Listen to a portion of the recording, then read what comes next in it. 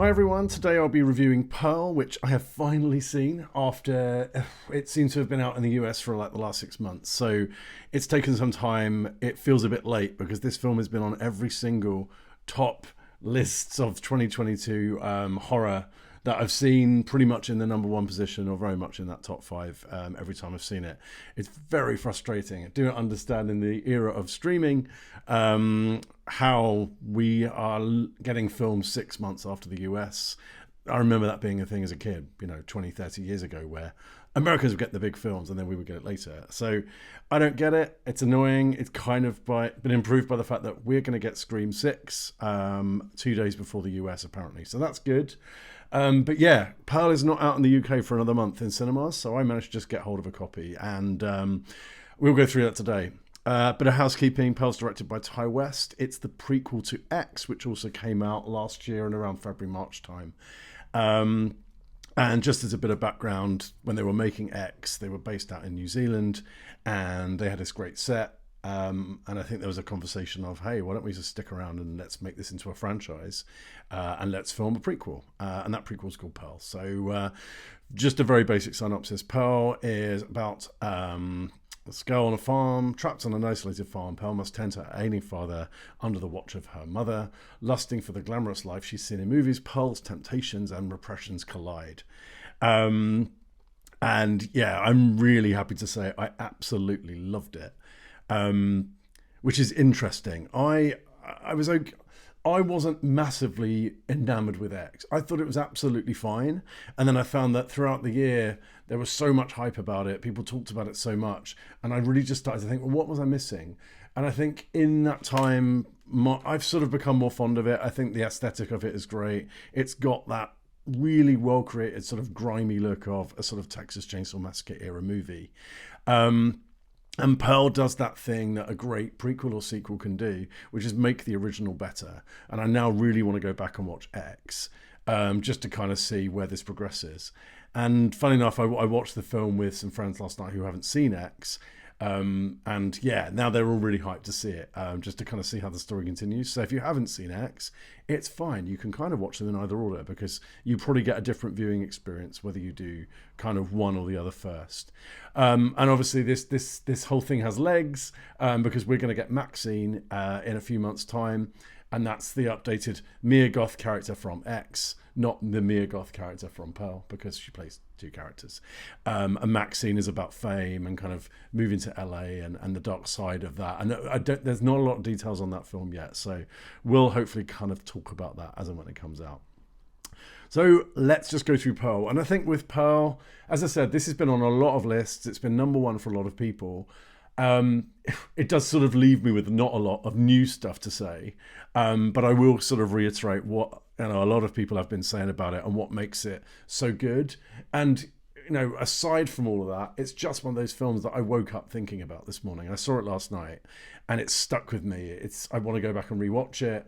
It's got in my head a little bit, and that doesn't happen all the time with horror. I saw Knock at the Cabin last weekend, and it's great. It's not really stuck with me. I've not really thought about it much since. And a lot of horror, as much as I love it, it's quite disposable. It's sort of one watch, and I'm not likely to go back to it. Pearl is probably one that I might even buy the physical copy, which in this day and age is just unheard of. But it's just really, really well done. And again, Ty West isn't a filmmaker that I've been a huge fan of. That said, I loved House of the Devil, and I do own House of the Devil. So what did I like about it? Let's just go through. I've made notes because I want to just kind of make sure I cover everything.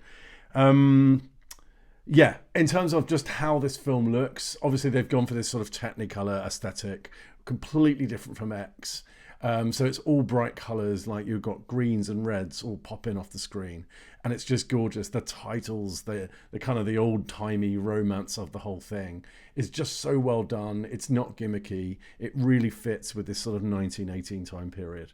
So just from a sort of filmmaking perspective, it just looks gorgeous and it looks wonderful. Mia Goth is just the backbone of this film. She is so good. And again, it's one of those films that now makes me want to go and hunt out some of those other movies she's been in. I've seen the Suspiria remake and I can't remember who she was in it. I probably need to go back and rewatch that at some point. But she's just, yeah, Pearl is such an interesting character. She is so dark, she is so off, but you go with it, and she's likable, and you sort of want her to succeed. And it's, I guess, so throughout the film, there's hints for her. So Pearl realizes that there's something not right about her and how she is and how she reacts to things.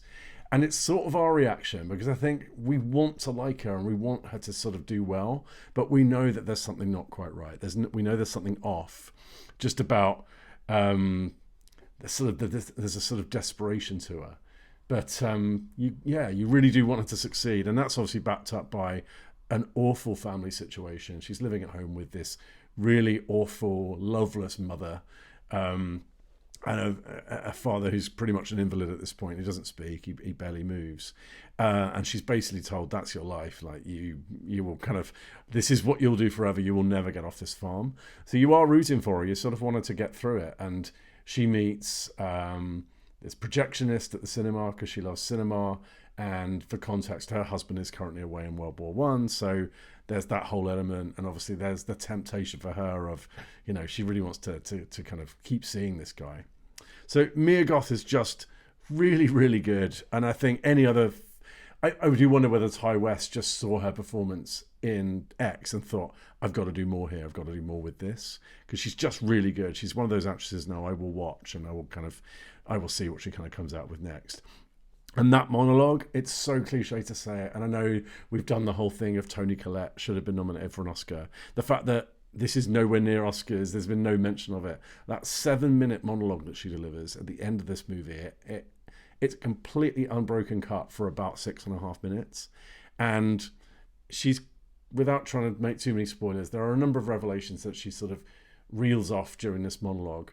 And you've got another character listening to it. And as much as you really want to see that character's reaction, you want to see what she's picking up on, that monologue is just enrapturing. Like that is just a tour de force of acting that I just can't even get my head around how you would just be able to do that. I think it's so well done. And again, it was one of those ones with friends. We were like, the camera hasn't cut yet. This is just still going. So she's really, really good. And yeah, I really look forward to Maxie now to see what she does next. One thing I did that was really interesting, which is odd, and I sort of had to Google this last night just to see if anyone else had made the link. There's a lot of comparisons to Wizard of Oz in this film. And again, it's probably the nature of the colour, and there are some themes. There are some characters that you could interpret as being the Tin Man, the Lion, da-da-da-da-da. And it's not overt. I think it's subtly made, that point. I think I don't know The Wizard of Oz that well. I've only seen it a handful of times. It's sort of not one of my big childhood movies. But I have seen Carrie, and this film is really similar in many ways to Carrie.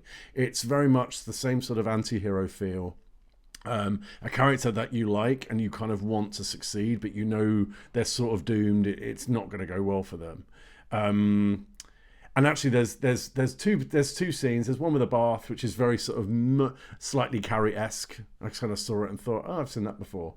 But there is one scene, and I won't spoil it, but it's almost, I was like, this is a remake. This is the same scene. This is them doing it.